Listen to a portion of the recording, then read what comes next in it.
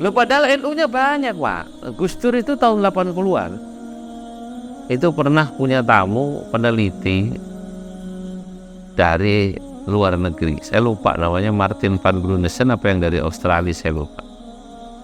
Jalan dari Jakarta sampai Jawa Timur. Orang NU itu dulu belum punya kesadaran bikin plang-plang. Kalau di Indonesia ini kan terkenal senang bikin plang, walaupun orangnya hanya 5 itu kan LDII. Betul atau tidak? Orangnya 5 bikin plang LDII besar. Ya kalau NU orangnya 2000 ya nggak bikin plang. Kan begitu kan. Muhammadiyah termasuk yang sadar bikin plang. Saya keluar tadi dari tempat Kiai Sugeng, keluar sebelah kanan SD apa PD Muhammadiyah kan, Ain sudah punya itu sekolah dasar. Oh Muhammadiyah sudah punya. Nah waktu itu sang peneliti ini lihat, loh Muhammadiyah ku sayang banyak ya itu pelangnya. Kata Gus Dur, yang tidak ada pelangnya NU semua itu. Curah. Ya, yang tidak ada pelangnya NU semua. Nah, apakah guyonan Gus Dur ini mau Anda lanjutkan terus gitu? Ya. Itu kan sindiran halus itu. Ya. Maka mestinya di gang masuknya Kiai Sugeng pasang pelang NU. Itu Kiai Sugeng pasang pelang NU. Ukuran berapa kali berapa di dekat sini. Ini ya. Walaupun di kantor kontrak depan pasang pelang NU. Cuman di bawah tulis kecil ngontrak.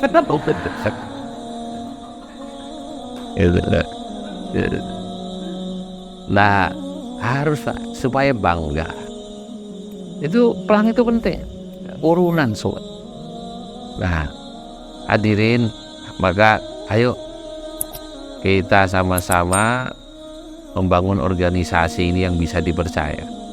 Karena menurut saya kuncinya itu kepercayaan.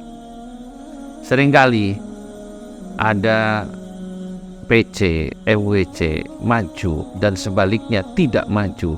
Itu ya sebabnya karena menurut saya kesimpulannya ada atau tidak adanya trust, kepercayaan. Kalau pengurus di satu tingkatan sudah dapat kepercayaan atau trust dari masyarakat, dari jamaah, insya Allah maju. Tapi kalau udah nggak dapat kepercayaan, biasanya begini, masyarakatnya males nyumbang. Males aku ngumpulin koin NU nyumbang, duitnya dipangan pengurus.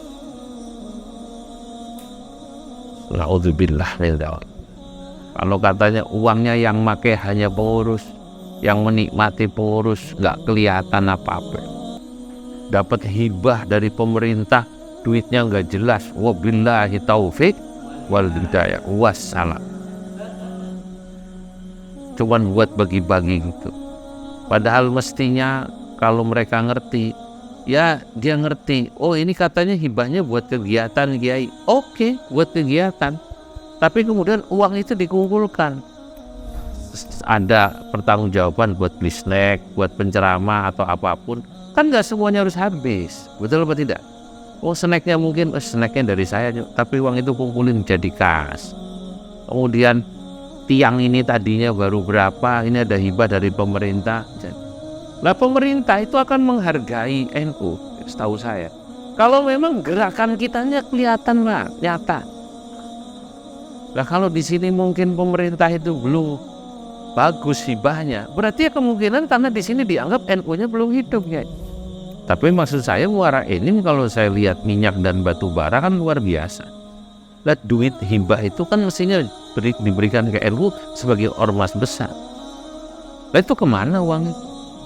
Kalau nggak jelas, lebih baik buat NU kelihatan jadi madrasah, kelihatan jadi sekolahan, kelihatan jadi gedung, kelihatan jadi katakanlah panti asuhan, itu kelihatan jadi ya minimarket NU. Itu kan namanya ada amal usaha NU.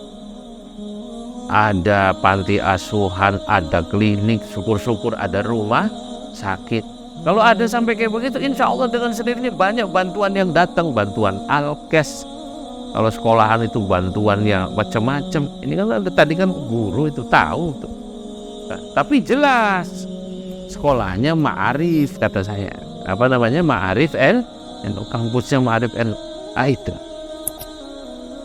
setengah bulan lalu saya bareng Gus Faris sudah kesini kan, menerima wakaf dari orang Berau, Kalimantan. Ini bukan pemerintah Pak, perseorangan, 2 orang. NU menerima wakaf, di sana dibangun pondok, masjid, dan nanti selanjutnya macam-macam. Nilai tanahnya, luas tanahnya 5 hektar. Nilainya mungkin lebih daripada 5 miliar. Bikin acara mendatangkan saya itu untuk mendatangkan saya dan perapian macam-macam.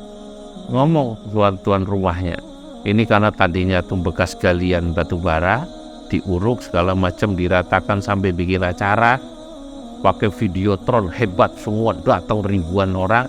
Dia bilang perataan segala macam semuanya kiai ini semuanya habis 1 koma, pribadi cuma 2 orang. Kenapa dia bisa mau begini pada NU? Percaya. Ini konteksnya percaya. Nama pondoknya dikasih nama An-Nahdiyah. An-Nahdiyah pasti bukan Persis, pasti bukan Muhammadiyah. Nama pondoknya saja apa? An-Nahdiyah. Nah, ini kepercayaan. Di situ kemudian diklat banser tambah banyak. Beliau itu kalau dapat gusuran tanah, saking senangnya sama NU, langsung beli seragam banser 200. Bikin pelatihan dibiayai semua. 1 orang. Dan hebatnya ini bukan anggota dewan, bukan calon bupati, bukan pengusaha. Awalnya tukang kayu ini loh, tukang kusen. Orang kampung dari Jawa Timur sana, Blitar apa Mojokerto saya lupa. Itu punya uang beli tanah, karena datang udah lama. Ternyata tanahnya terdapat kandungan batu bara, dibeli oleh Brokol atau ya Sinarmas itu. Nilainya fantastis. Dia karena udah haji sudah pas dia cuman pengen bagaimana punya tinggalan wakaf untuk pesantren, masjid, dan itu diserahkan kepada NU. Nilainya fantastis lah kalau saya sebut 5 hektar, saya lihat luas sekali. Kenapa bisa begini? Percaya. Nah, jadi tidak perlu pesimis kita ya. Apalagi kita baru mikir, wah saya kalau ke PC jauh 3 jam, kalau ke MWC jauh 3 jam. Ya sudahlah, hidupkan dulu di MWC kita. Ya ke PC-nya ya sesekali gitu kan, nggak apa-apa. Kalau ada dari PBNU datang kan itu baru datang. Tapi ya di MWC-nya itu dihidupkan dengan sendirinya. Nah, PC juga di kota. Saya tahu tantangan di kota lebih berat. Ya ini ada Kesukin, tolong bantu bareng-bareng PC. Ya nanti sumbangannya disupport dari MWC, nggak apa-apa. Karena itu kan kantor PC itu kan namanya juga wajah kita, betul apa tidak? Wajah kita. Jangan kemudian MWC biarkan saja itu urusan yang di kota. Bantu bareng-bareng. Kalau ternyata sumbangan yang dari MWC lebih besar, ya nggak apa-apa juga. Dari kampung-kampung memang kantong warga NU di sana.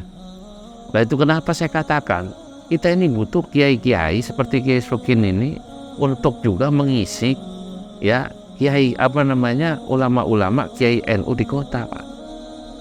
Karena orang kota itu kan rata-rata pendidikannya tinggi, betul ya. Kedua, punya resort, sumber daya, keuangan dan lain sebagainya yang bagus, harus kita isi.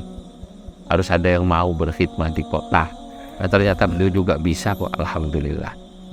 Nah, ini dari saya supaya nggak terlalu kelelahan ya. Sudah 1/2 jam lebih, moga-moga manfaat. Terima kasih sudah ketemu. Nanti saya nyambung ke tempat mana gitu ya. Ya Tanjung ini dah, moga-moga kita doakan semua ikhtiar pengurus NU cabang ini untuk pembangunan kantornya diberikan kemudahan Allah Subhanahu wa taala.